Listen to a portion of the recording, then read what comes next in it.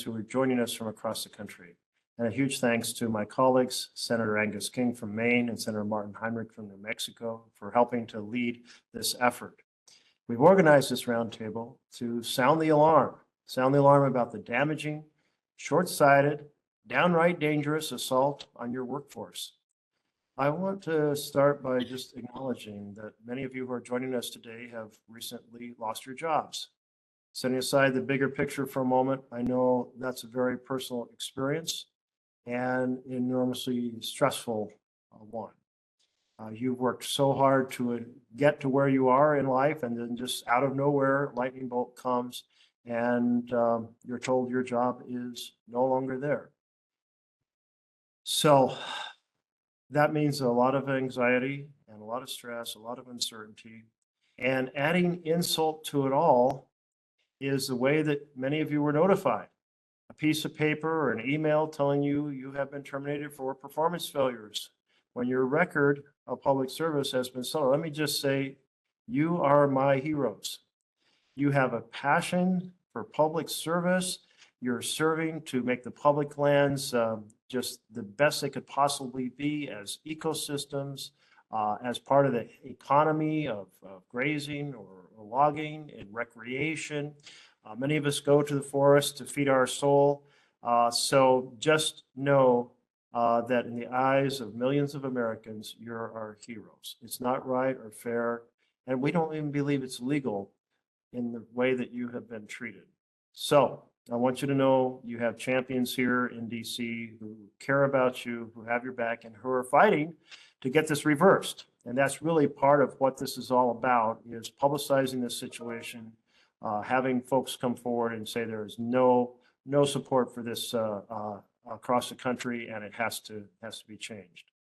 So we believe that the terminations are not only horrific for all of you, but they're going to have devastating impacts on our public lands. A large national park with 2 million visitors each year lost its one plumber. Yosemite halted reservations for 600 campsites. There's only 4 staff left managing a complex of 6 wildlife refuges in my home state of Oregon. A National Youth Corps that's doing trail maintenance on Pennsylvania and Maryland public lands has gone out of business. At Vicksburg National Park, the geologist in charge of recovering the bodies of 102 Black Civil War soldiers swept from their graves in a mudslide was fired. Public land staff who hold a red card, meaning people who are willing and trained to help fight wildfires, were fired.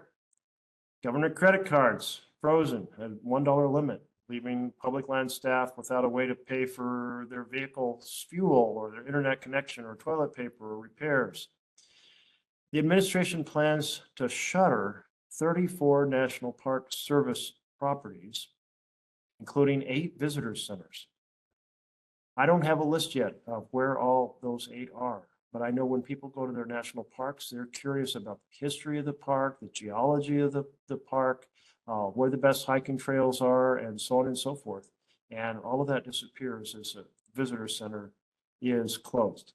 Not to mention that 12 public safety hubs for emergency dispatch, fire equipment, and law enforcement are also have a video being blocked or being cut. No matter who people voted for in the last election, no matter what side of the political spectrum on, they didn't vote to dismantle our national parks or our refuges or our national forests or our BLM lands. These are our special places. It's where we hike, we fish, we learn, we bike, we feed our souls, and we have a sense of the wonder and awe in our vast natural beauty. So I look forward to hearing more from our speakers, from the Forest Service, the National Park Service, and others who will help us see where we might be headed and if Trump and Musk don't stop this nightmare. And now it's my privilege to turn to my colleague, Senator Martin Heinrich, who has been an incredible hero for our public lands long before joining the Senate, but certainly leading the many significant campaigns for public lands here in the Senate. Welcome, Martin. Thank you, Jeff. Thanks so much. And, you know, from park rangers to refuge managers, from forest rangers to BLM law enforcement, burn bosses to trail crews, and everyone else, Thanks to all of you who have stewarded our public lands. I get it. I started my career as an educator and an outfitter guide, and I took kids to places that they just couldn't have imagined. Places like the summit of Mount Taylor in the middle of the night, the Gila Wilderness, Chaco Canyon. And I watched as who they were changed in response to these special places. You know, I believe our public lands are our American birthright, and they are the most small d democratic institution that we have in this country. And they represent a conservation legacy that no nation can match, but also the fact that anyone can access them, no matter what the size of their bank account is something to be really proud of in this country. They're also under threat. And this is a coordinated effort by, deep-pocketed donors, by Donald Trump, by Elon Musk, and by some pretty out-of-touch politicians, in my view. Laying off the people who care for these lands is step one, but it's just step one. And in New Mexico, we've all seen the staff at Carlsbad Caverns National Park decimated just as the park was gearing up for spring break. That's actually their peak visitation season. We've seen our national forest staffs gutted, including the people restoring our forest after some of our devastating wildfires. Trail crews have been let go. Many of the fired staff had, as Jeff said, exemplary service histories, despite what their emails may have said. Some held wilderness first responder certifications to be able to respond to emergencies in the backcountry. Many were red card holders and have invaluable firefighting experience. And the Trump administration tries to gloss over this by saying that these aren't operational firefighters. But make no mistake, these people are a critical part of our wildfire response. Many of them are the very rangers who prevent fires in the first place, the folks who pull up to a campsite with an illegal campfire and remind those campers why fires aren't allowed when it's this dry and this windy. Now, the president says we need to better manage our forests. I know that's something that Senator Merkley cares about. I agree. So, Mr. President, if you care about forest health, why are you freezing the billions in funding to thin our forests and improve our watersheds and wildlife habitat? And that brings me to step number 2. This isn't careless, it's intentional. The architects of the public land transfer effort rebranded under Project 2025. They want to be able to say that our public lands are going unmanaged so that they can justify step 3, transferring our birthright to the states. And ask yourself this: does Wyoming have the budget to fight large wildfires? Does Alaska? Does Utah? No, they don't. If they're successful transferring public lands to the states, most of those lands will be sold off to private interests, just like the states did with millions of acres of their state trust lands. The place you took your kids trout fishing on your summer vacation will be somebody's trophy ranch. The meadows and aspen stands you used to bow hunt in will be behind a no trespassing sign. We need all of these folks back on the landscapes that they know and love. We need them working to steward these places, and we aren't going to give up on this fight until you're all back where you belong. Thank you so much, Martin. And now we're going to turn to Senator Angus King of Maine. Welcome, Angus.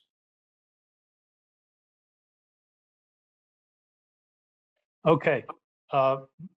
Jeff and Martin have put the case very well. This is a serious threat to the public lands and to the treasures of America.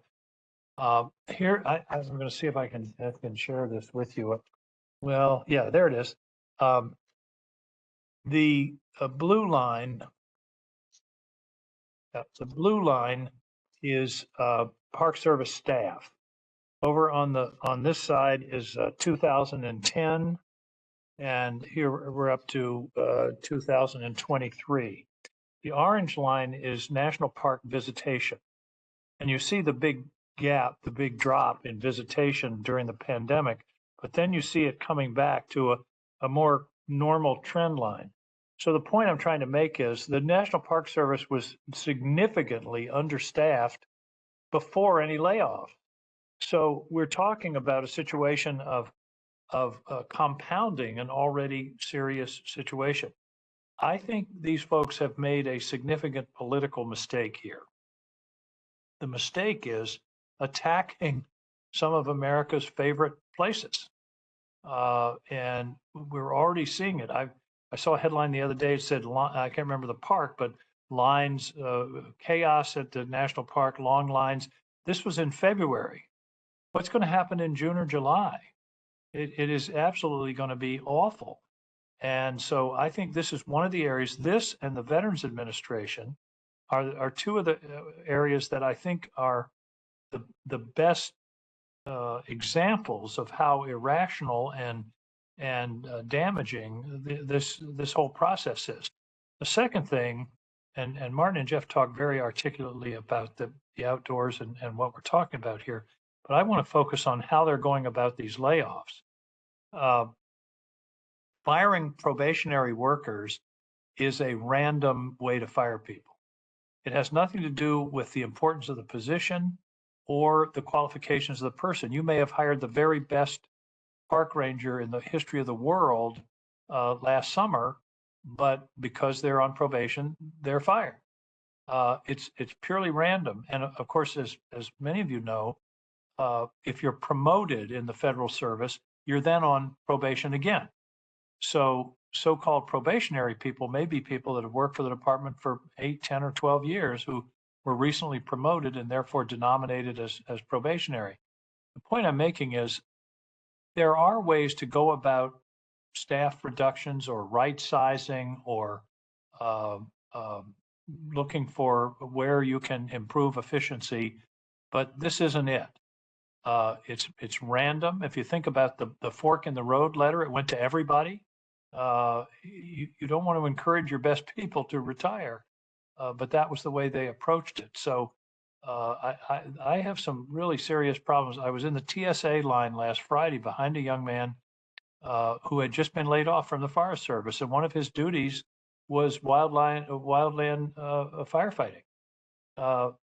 In what universe does firing wildland firefighters make any sense?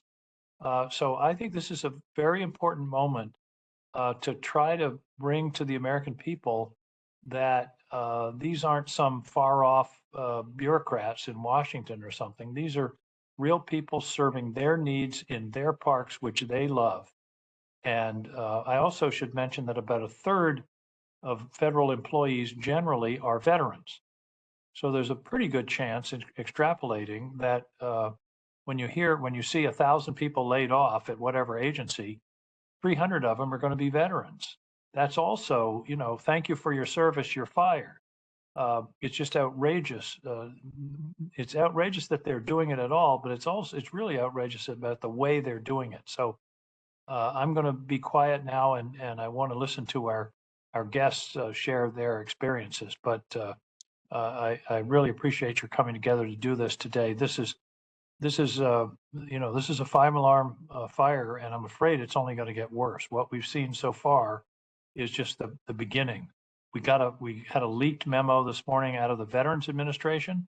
They're talking about firing 83,000 people in the Veterans Administration, many of whom are veterans and who are people that look after that, respond to veterans calls and set up appointments and all those kinds of things, even at the crisis hotline. So they're going about this in a cruel, thoughtless way, and it's time for us to get. And then we in the Senate can make noises and make speeches, but the only way this is really going to be stopped is if the public rises up and tells their representatives of both parties, we don't like this. We don't want to tolerate this. We don't think this is being done in a way that is going to in any way enhance our experience at the national parks or the public lands or in applying to the Veterans Administration for benefits. So I realized I said I was going to stop a few minutes ago. Now I really will.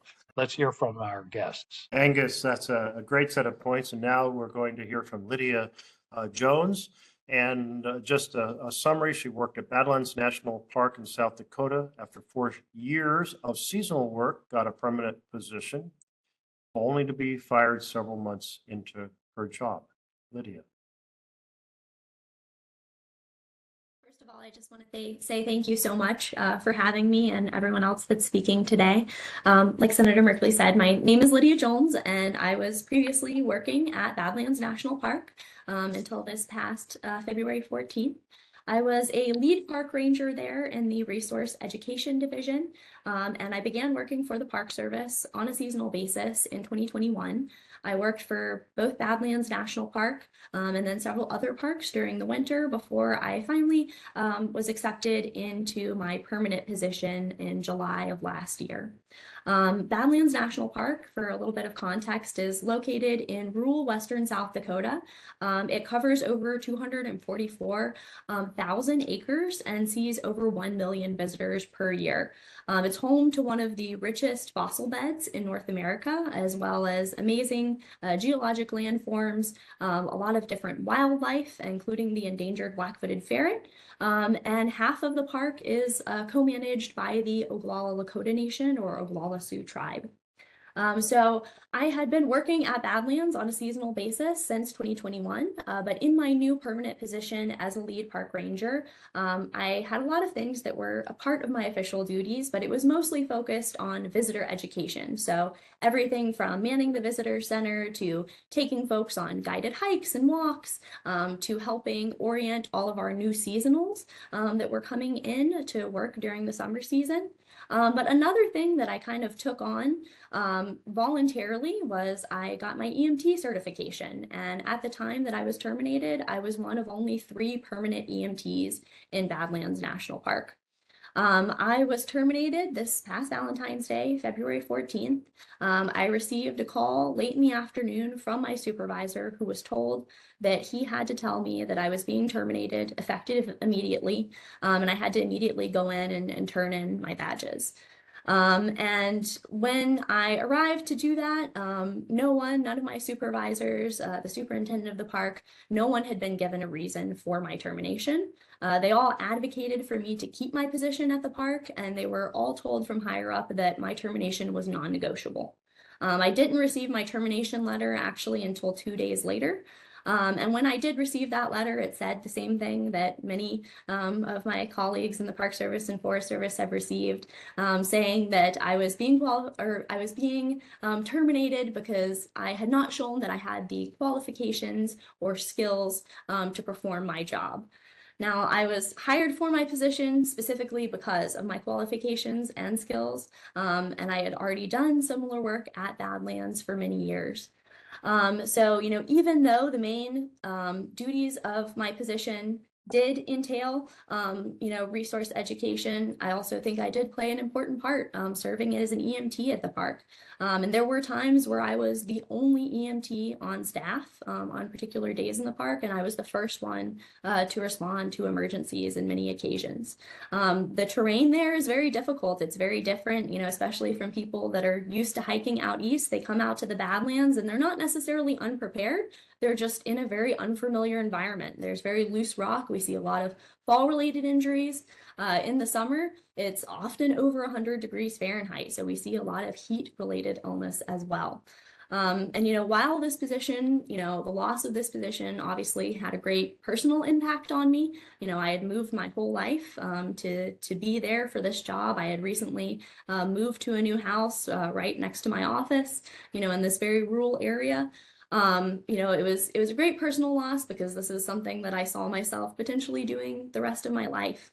But beyond that, my greatest concern is just kind of the impact that I potentially see this having on our public lands as a whole, not just Badlands National Park, but every national park site and all of our public lands, both on the lands and the resource themselves, but also on the public who visit them and the nearby communities.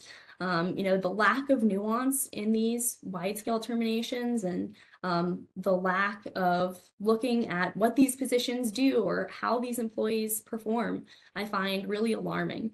I joined the Park Service because I really believe in the mission of the Park Service. I believe in preserving and protecting our public lands for this generation and the next generation.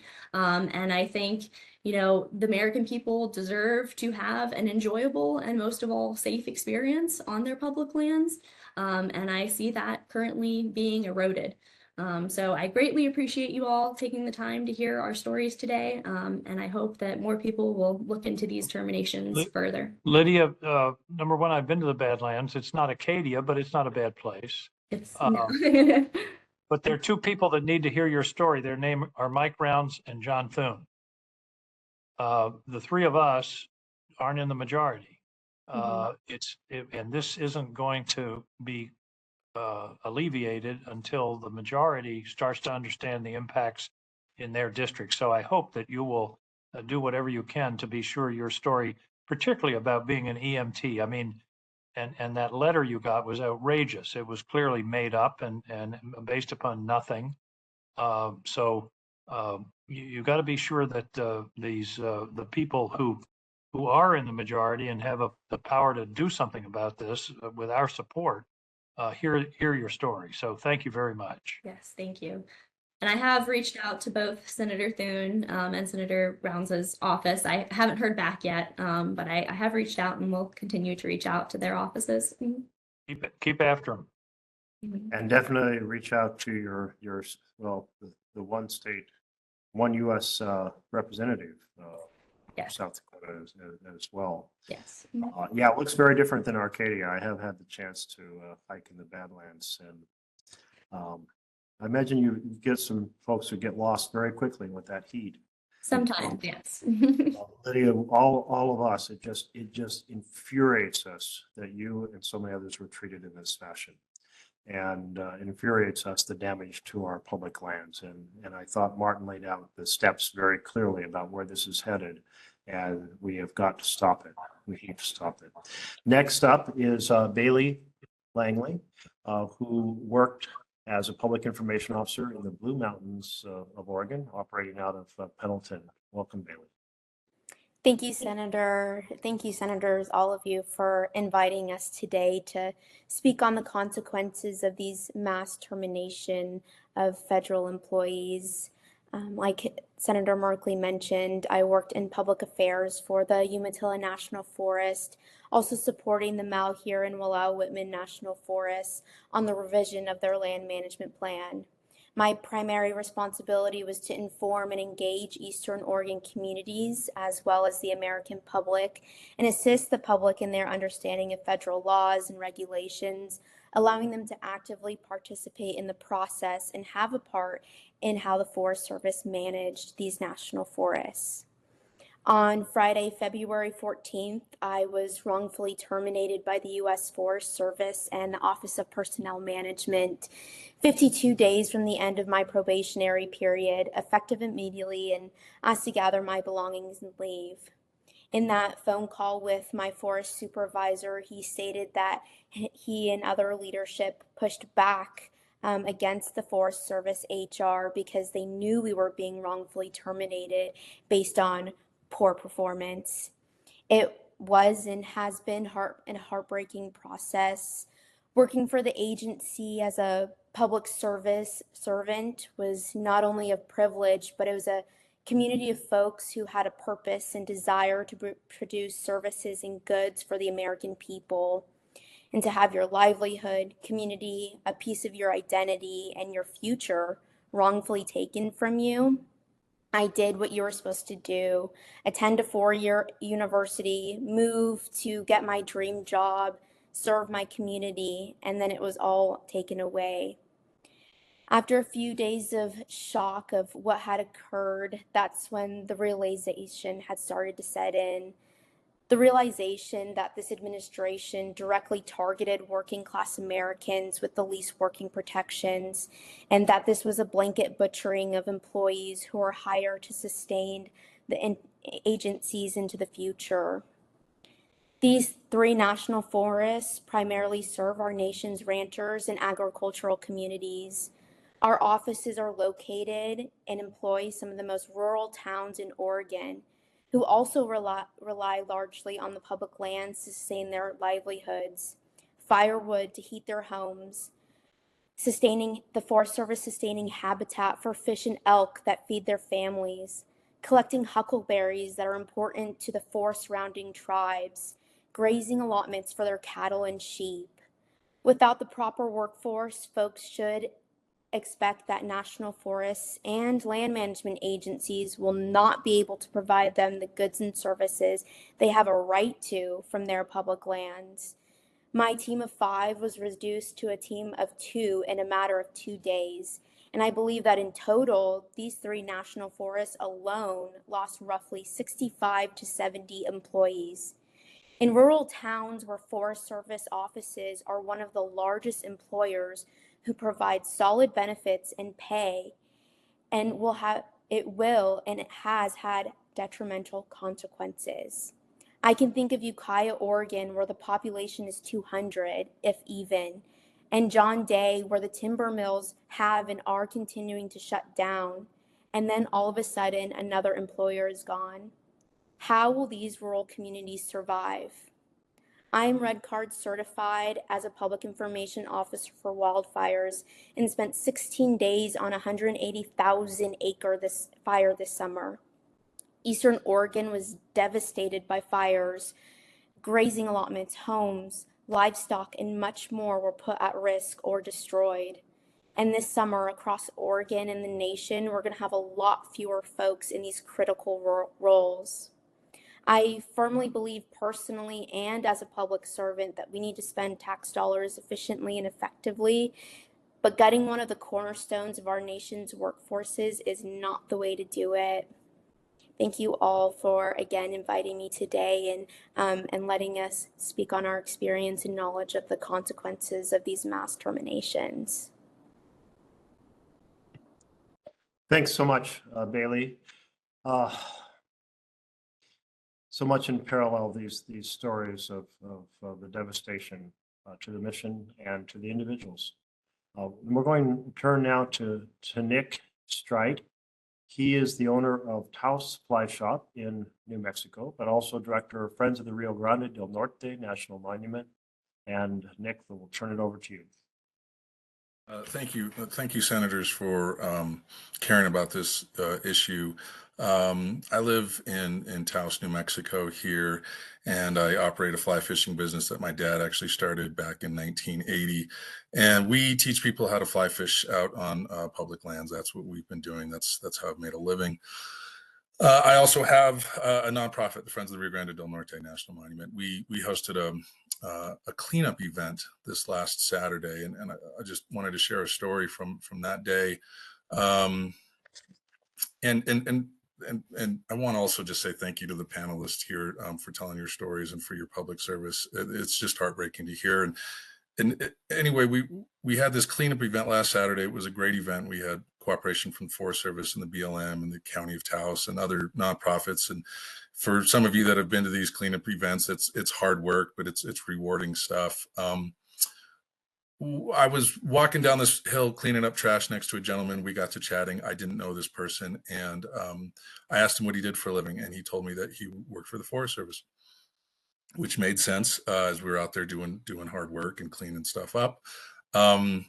I found out later that he had been fired on Valentine's Day with so many other people, and it blew me away to just. And then also there were several other people there that had recently been fired from the Forest Service, and to think that people having just gone through this, having their lives upended, having just been fired, showed up for a volunteer event because they care that much about public lands, really spoke to the gravity of this and how just how awful and misplaced all of these cuts were. But yes, I also own a business and taking people fishing on public lands. And what really got me frightened about talking with these folks, this particular gentleman that I met, he worked for the permitting office at the Carson National Forest, is where I get one of my permits. And I think we're down to now just one person to do all of the permits for this huge national forest, and that's permits for all kinds of recreational activities, hunting, fishing, grazing, all different sorts of things, telephone wires, everything. And the permitting process can be lengthy, but it's kind of importantly so. There's a lot that goes into me being a permitted outfitter. A lot of things that need to happen, right? I need to have the right insurance. I need to have safety plans, operating plans. I need to be able to have guides that are trained in first aid and CPR. And then also the resource has, there's limits to how many people I can take on a particular stretch of river. And that's to make sure that the resource is protected for other people to enjoy. We don't want one guide service going in and catching all the fish and then no one else has any fun. So, the permitting process is important. And without being able to have folks at the Forest Service to execute those permits, I don't know where that puts us. I don't know where that puts me, to be completely honest, without being able to get permitted to operate on federal land. I'm out of business, and my guides and my staff are out of business and out of work. And so, as already stated, and it's so tragic. I mean, in small towns like Taos, Forest Service, BLM, National Park Service jobs are it's a backbone of our local economy. I mean, these folks are not only, stewards of our public lands, but they come into my store and they're our customers. I've sold boots and waders to people that go out that work for the Forest Service to do, electroshocking surveys and whatnot. And so it's so important from so many different ways. But, the effects that this will have on small businesses like mine and communities is just, it's endless and it's terrifying. And I thank you all for telling your stories, and thank you, senators, for caring about this issue. Nick, you really gave another perspective there on the whole permit side and how that impacts it and the economy of so many of our towns, which are located adjacent to or deeply involved in what happens on our public lands. Our fourth panelist is Jeff Mao. He had a long career, 32 years experience with the National Park Service, including being superintendent of Glacier National Park and spending some time in the Senate with former Senator Frank Murkowski. Great. Thank you, Senator. Yes, my name is Jeff Mao, and I'm here representing the Coalition to Protect America's National Parks, which is a membership organization primarily of National Park Service retirees that represent over 50,000 years of experience working in America's national parks. As you mentioned, I retired 3 years ago as superintendent of Glacier National Park following a 32-year career.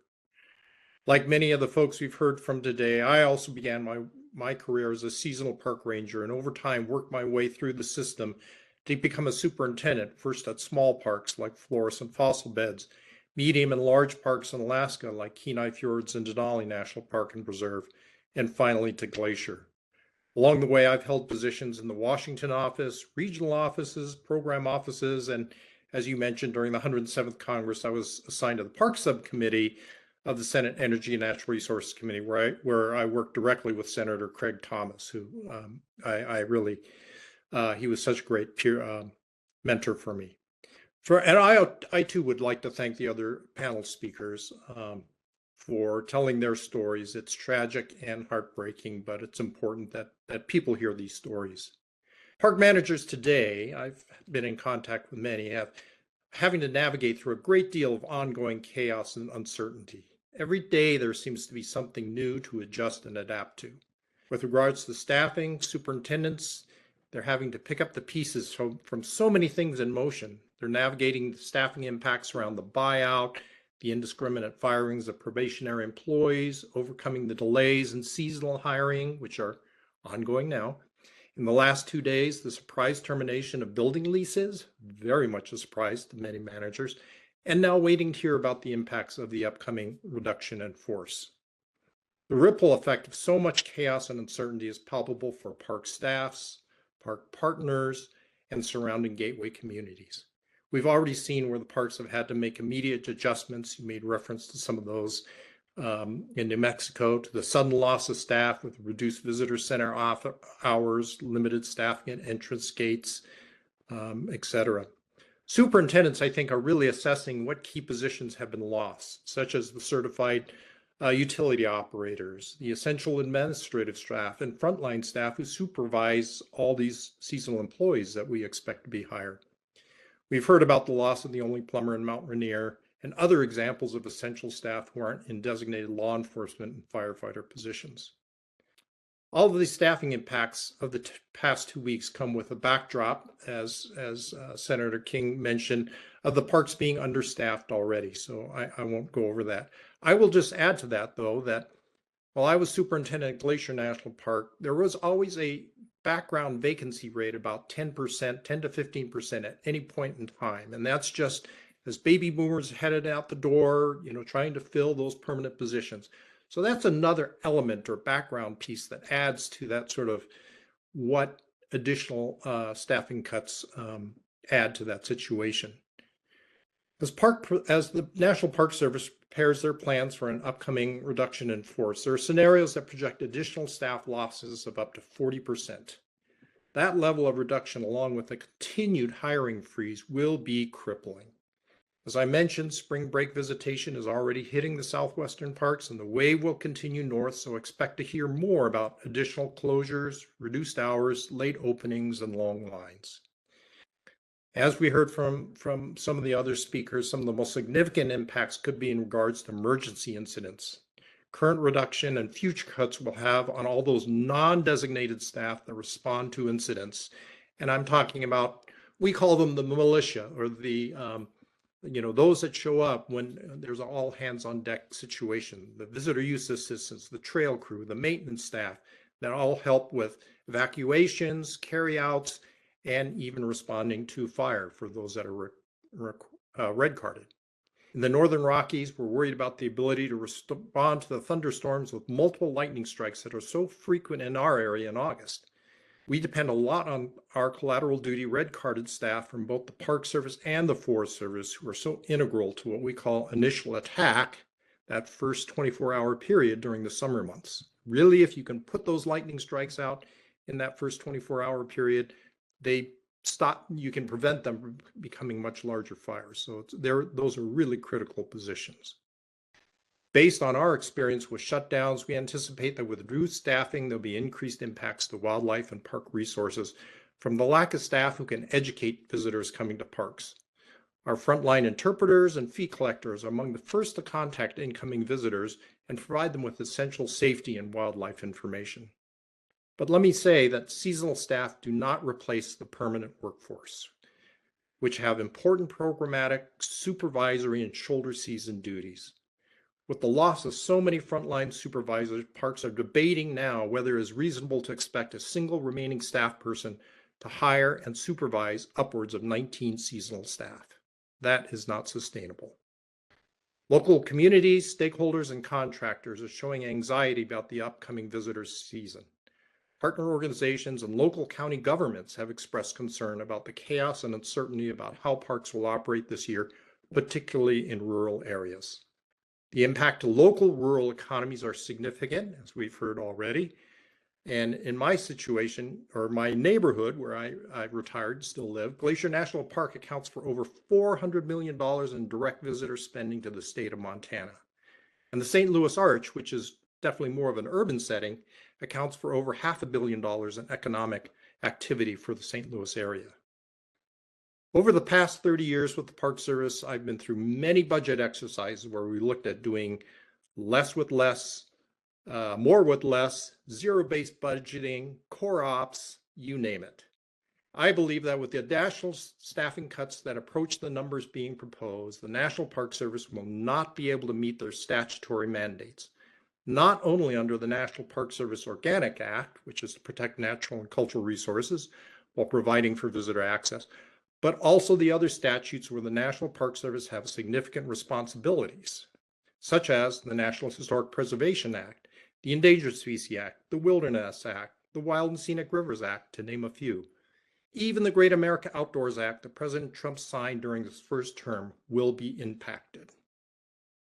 The morale of the National Park Service and all public land management agencies is devastated, with a daily feed of new challenges and very little acknowledgement of the dedication and sacrifice required to take a federal land management position in sometimes very remote and isolated locations.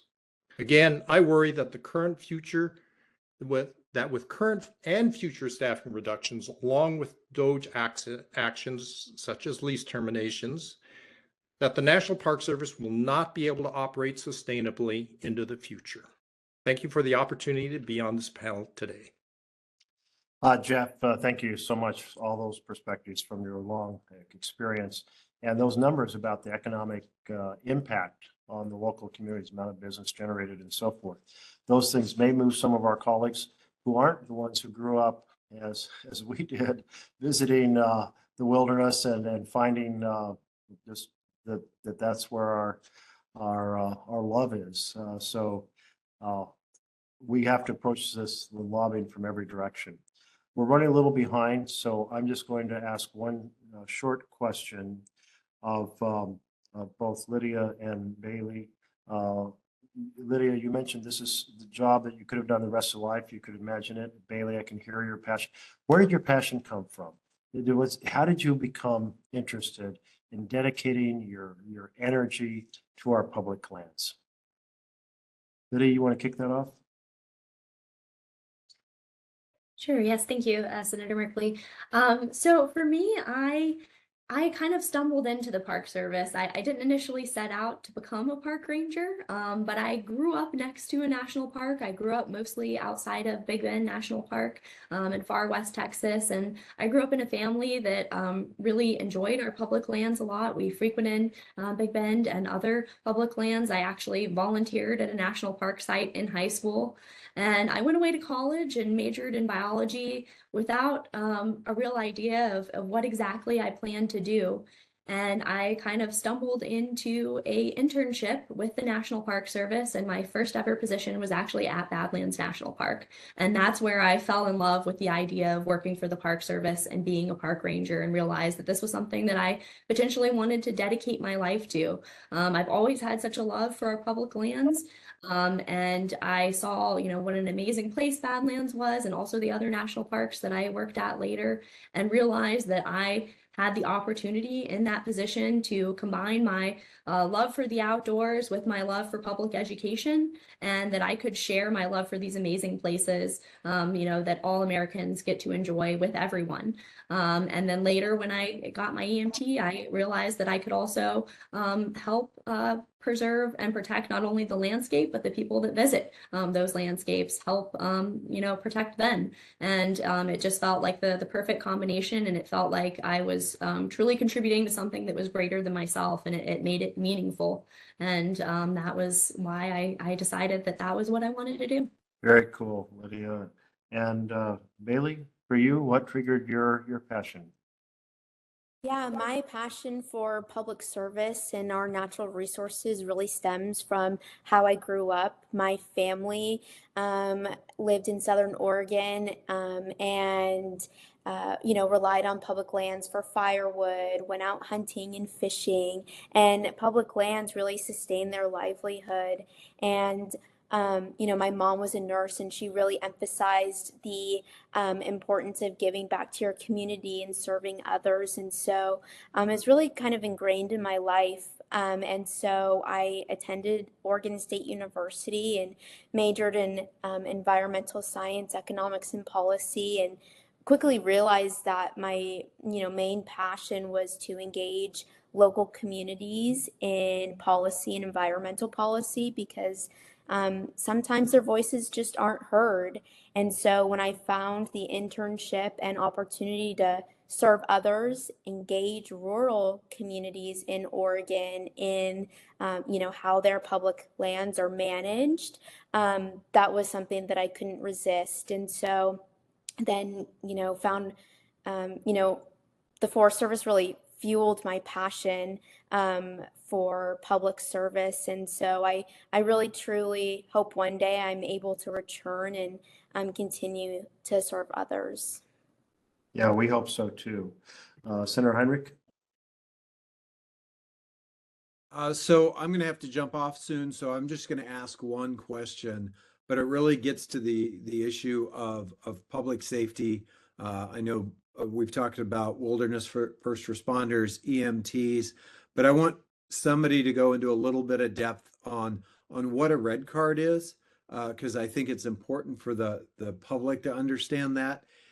Because one of the things the administration's been trying to say is that we exempted operational firefighters, so there's going to be no impact to how we respond to wildfire in this fire season. So for Bailey or for Jeff, who have held red cards, like, what does it mean when, you know, you fire a huge portion of a national forest budget and the people that you're firing hold those red cards and are part of that response? What does it do to the overall wildfire response?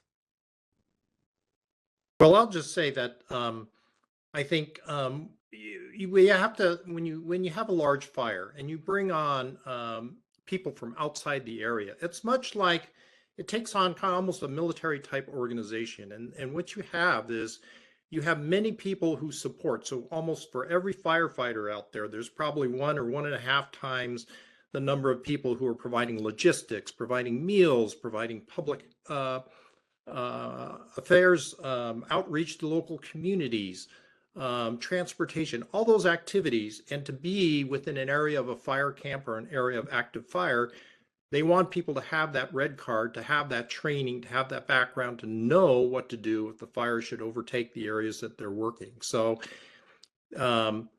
also, obviously, the red card gives you those basic skills, those basic firefighter skills to work on the fire line as well. But again, like I said, it sometimes fires, these emergency response, we rely on that sort of, again, we call them the militia, that sort of everybody responds to a call to arms, as it were, to respond to fire. And that's where that red card is so invaluable to managers, to the forest and such. Bailey, you have anything to add? You know, just echoing off that, emphasizing what you said at the end there, you know, everyone who has a red card isn't a firefighter, but in order to properly respond to a wildfire, you need firefighters along with logistic operations, public information officers, crews to feed firefighters and the staff. You know, it's not just those on the fire line, and while they do incredible work, it takes a whole team. Yeah. Well, thank you very much, Martin. If you're jumping off, thank you for your leadership and championship of our public lands. And now we're going to turn to Angus. If you might have a question, please feel Not a free. question, but let's see, I am on. Jeff, I want to put this all in perspective, and I don't want to make our panelists feel worse. But there's a lot of perception out there that something's really being accomplished in terms of cutting the budget by all these firings.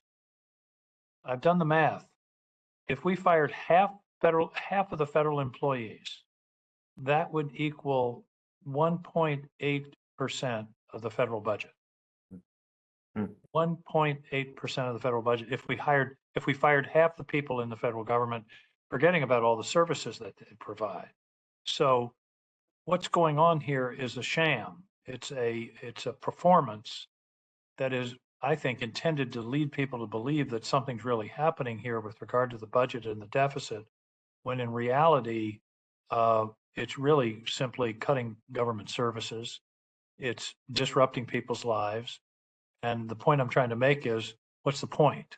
And I'm not saying that there aren't efficiencies that can be had and staffs that can be right-sized, and that should be examined on a regular basis.